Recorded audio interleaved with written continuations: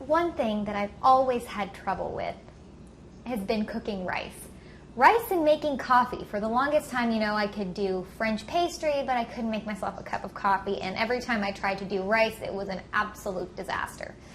But I finally figured it out, and all you need to know is that for brown rice, I'm doing brown rice today, a cup, and I'm going to add 2.5 cups. So 2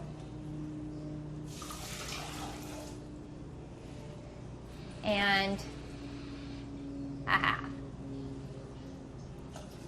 Now, a lot of times you'll see on a package it says you need to rinse the rice, and if it says to, or if you want to get rid of some of the excess starch, just put it in a bowl, run your hands through it a few times, and that'll get rid of the excess starch. And then just a bit of salt. And then this is going to go onto the stove.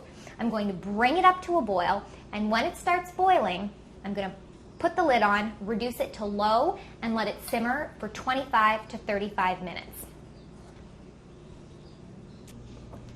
And now I've run my fork through it, and you can see after 25 minutes, the rice gets nice and fluffy like this. Now, this isn't actually just a standard brown rice, it's a brown Basmati rice, because my next dish I'm going to be doing is a curry, so I wanted to go along with an Indian rice to pair it with.